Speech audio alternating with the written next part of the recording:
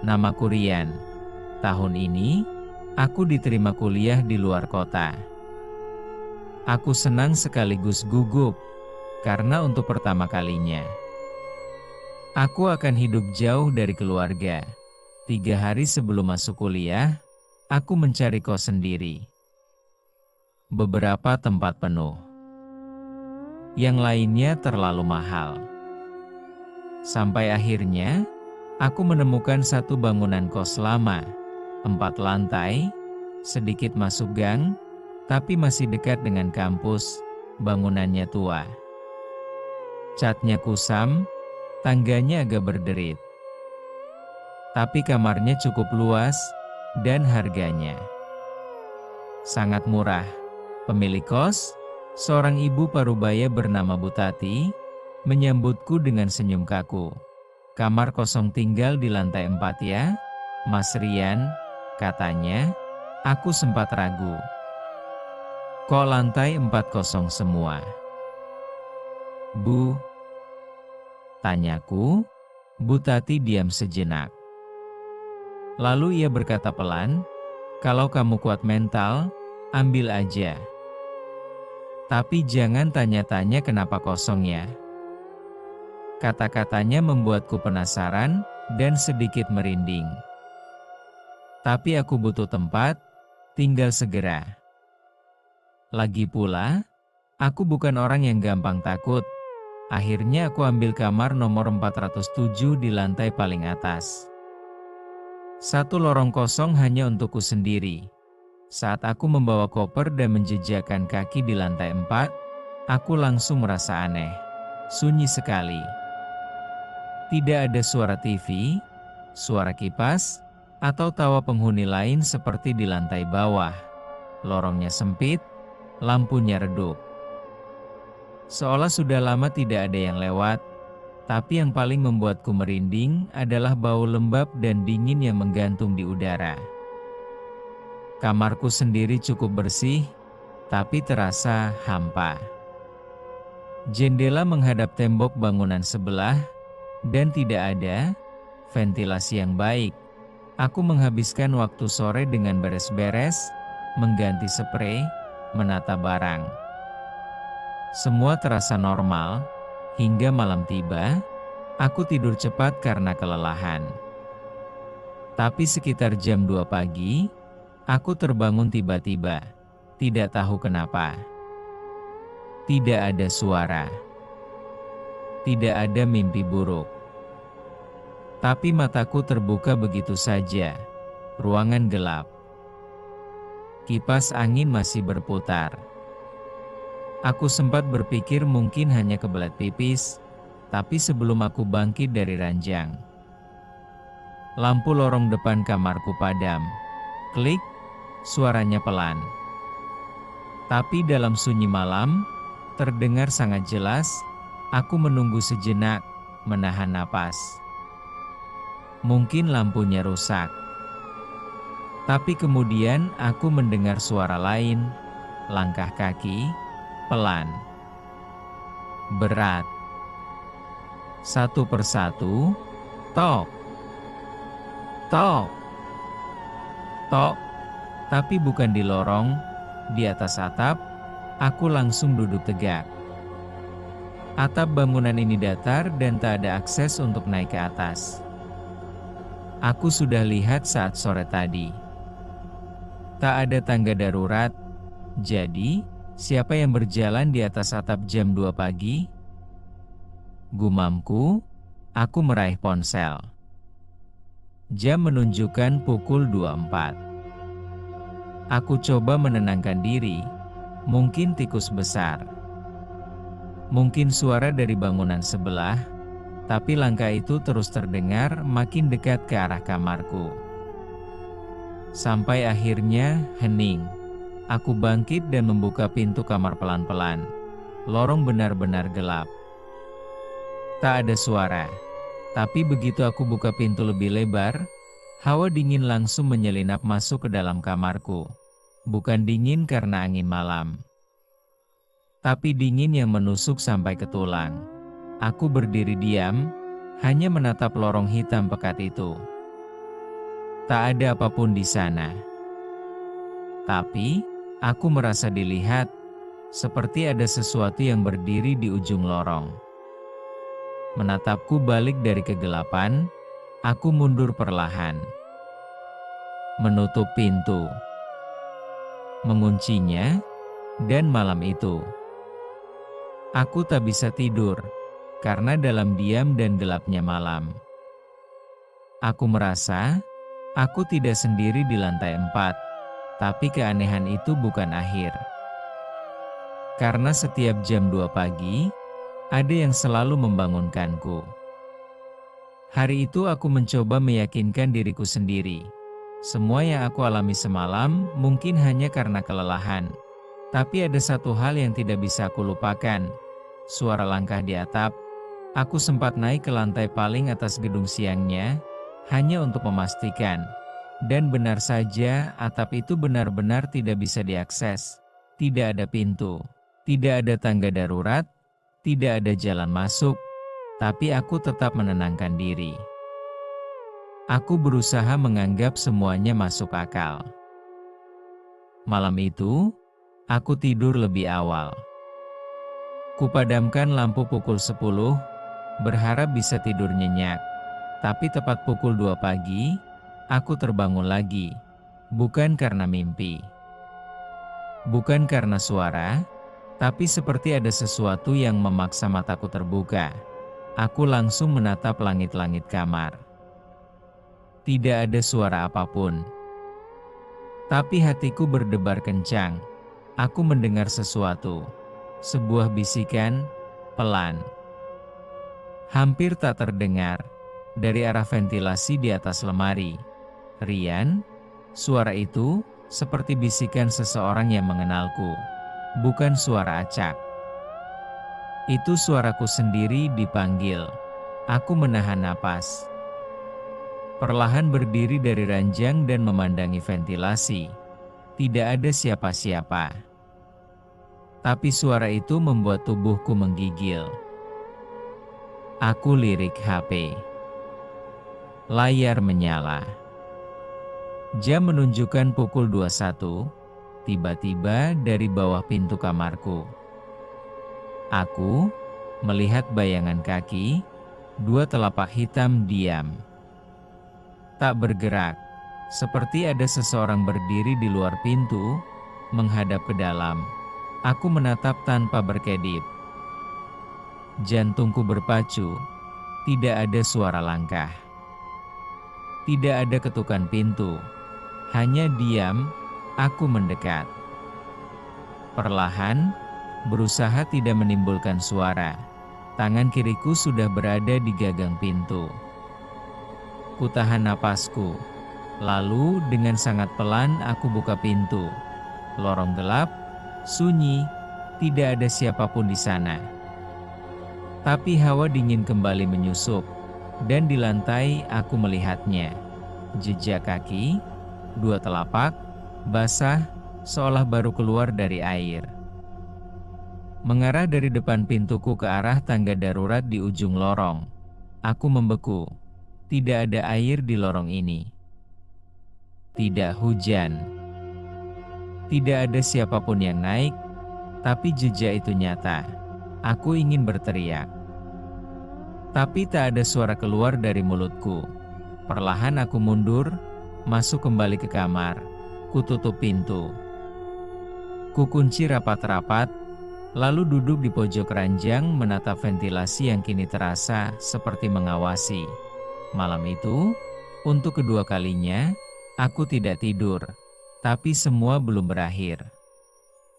Karena kamar sebelah yang katanya kosong, mulai menunjukkan tanda-tanda bahwa ia tidak benar-benar kosong. Sejak 2 malam terakhir, aku mulai menyadari satu hal, lantai 4 ini memang tidak normal, dan satu-satunya kamar yang selalu membuatku tidak tenang adalah kamar sebelah, 406. Sejak aku pindah, pintu kamar itu selalu tertutup rapat. Gagang pintunya berdebu. Tidak ada suara. Tidak ada tanda-tanda kehidupan. Tapi, entah kenapa, aku merasa ada sesuatu di dalamnya.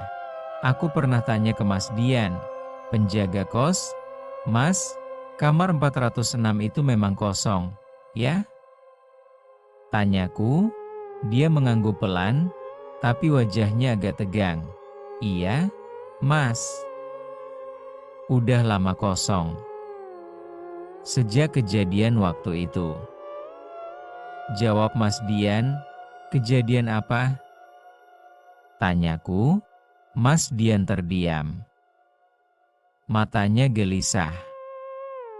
Lalu dia menjawab, "Gak usah tanya, Mas.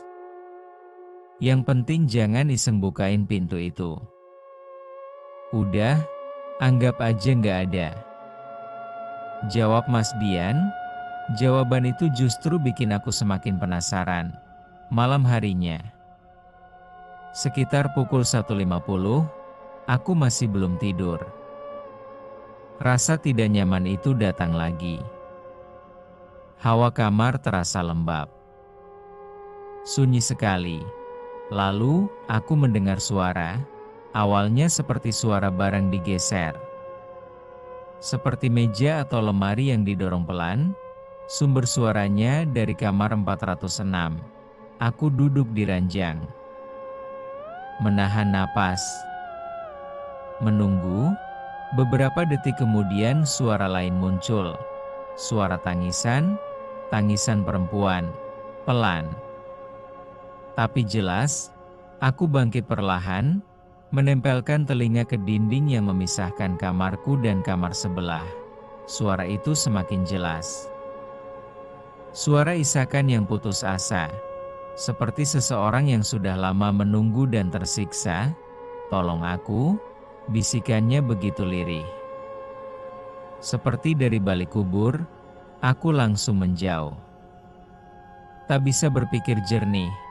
Aku putuskan turun ke bawah dan membangunkan Bu Tati. Dengan raut wajah yang tidak kaget sama sekali, dia langsung berkata, "Kamu dengar suara dari kamar 406, ya?" Tanya Bu Tati. Aku mengangguk. "Iya, Bu. Saya dengar ada yang nangis." Jawabku. Bu Tati hanya mengambil kunci dan berkata singkat, "Ayo, kita ke atas. Tapi kamu harus siap lihat apapun yang terjadi," ujar Bu Tati. Kami naik bersama. Lorong lantai 4 masih gelap dan dingin. Saat kami tiba di depan kamar 406, semua suara itu hilang. Tidak ada tangisan. Tidak ada suara. Hening. Bu Tati hanya berdiri di depan pintu, menatap daun pintu dengan pandangan kosong. Lalu dia menoleh padaku dan berkata pelan, "Yang dulu juga dengar suara nangis, kayak kamu. Tapi nggak kuat, dia pindah seminggu kemudian. Ada juga yang nggak pernah keluar lagi dari kamar ini." Aku tercengang. "Maksud ibu?" Tanyaku, tapi dia tidak menjawab. Dia berbalik, melangkah pelan. Meninggalkanku sendirian di lorong lantai 4, dan aku berdiri mematung. Karena untuk pertama kalinya, aku yakin kamar 406 tidak benar-benar kosong. Besoknya aku minta lihat rekaman CCTV lantai 4. Tapi Mas Dian bilang, semua rekamannya selalu rusak setiap jam 2. Dan saat aku menonton, aku melihat sesuatu yang tidak seharusnya ada. Pagi harinya, aku tidak bisa fokus melakukan apapun. Pikiranku terus tertuju pada kejadian semalam. Tangisan perempuan dari kamar 406. Apakah aku berhalusinasi? Atau, memang ada yang tinggal di sana, tanpa sepengetahuan siapapun? Gumamku. Karena tidak tahan, aku memberanikan diri bertanya pada Mas Dian, penjaga kos, "Mas, CCTV di lantai 4 masih nyala, kan?" Tanyaku. Dia langsung menatapku dengan ekspresi yang sulit dijelaskan. Antara kaget dan takut, Mas Rian. CCTV di lantai 4 itu memang nyala. Tapi nggak pernah bisa diputar kalau udah lewat jam 2 pagi. Jawab Mas Dian. Kenapa? Tanyaku. Dia ragu sejenak. Lalu menjawab, setiap jam 2 sampai 3 pagi, rekamannya selalu error. Kadang nggak ada gambar. Kadang muncul bayangan-bayangan aneh. Jawab Mas Dian, aku minta izin untuk melihat salah satu rekamannya. Mas Dian mengangguk pelan. Kamu siap? Katanya. Kami pun masuk ke ruang kecil tempat monitor dan perangkat DVR terpasang. Layar komputer menampilkan tanggal kemarin malam.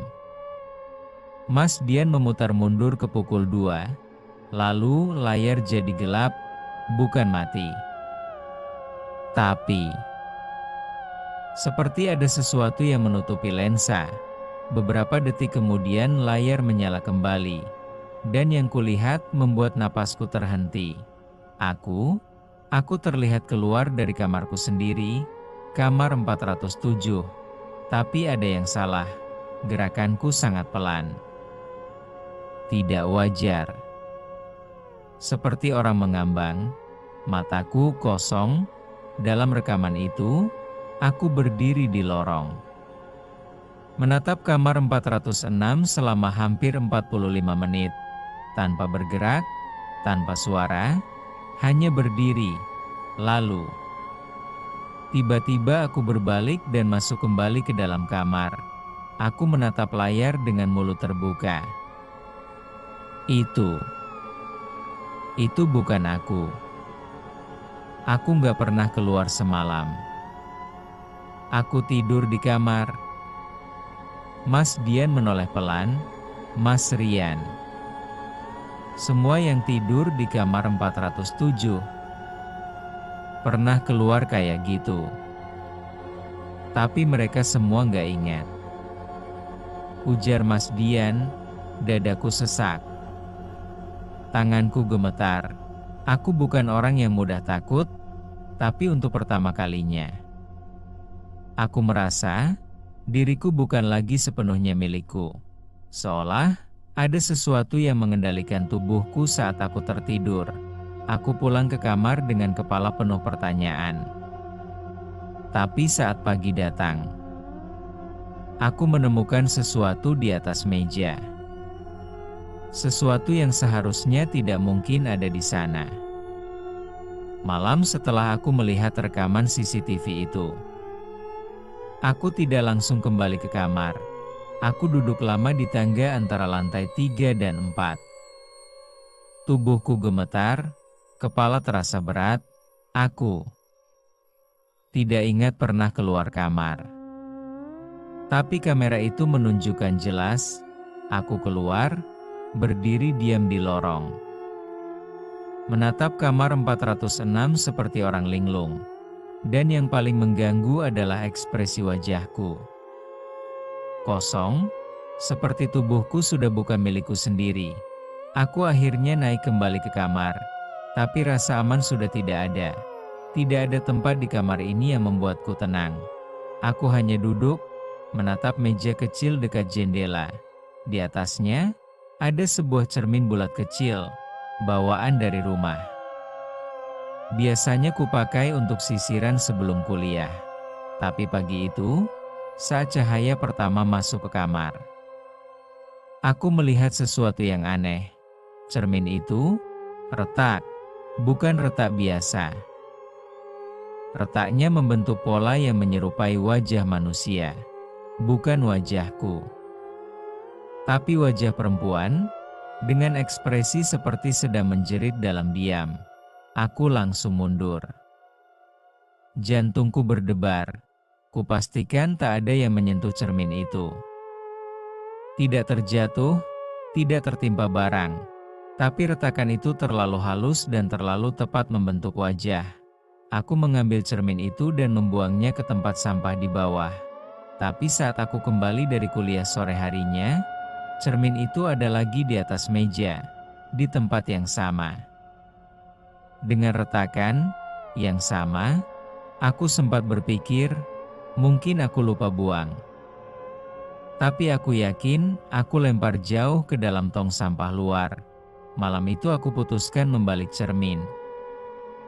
Menaruhnya menghadap ke bawah. Tapi sekitar jam 2 pagi, aku terbangun lagi, tanpa suara, tanpa alasan, dan saat aku melihat meja itu, cermin tersebut sudah berdiri tegak, menghadap ke arahku. Tanpa aku sadari, aku sudah duduk di kursi, di depan cermin itu. Tanganku memegang sisir, tapi tubuhku kaku. Aku menatap ke dalam cermin, dan yang terlihat bukan wajahku. Di balik pantulan itu, muncul bayangan seorang perempuan dengan wajah pucat, mata hitam pekat, dan senyum mengembang. Aku membalikkan badan cepat. Tak ada siapa-siapa. Tapi saat ku tatap cermin itu lagi, senyumnya masih ada. Lalu cermin itu retak lagi di depanku tanpa disentuh. Dan dari dalam retakannya, seperti ada darah yang mulai merembes keluar.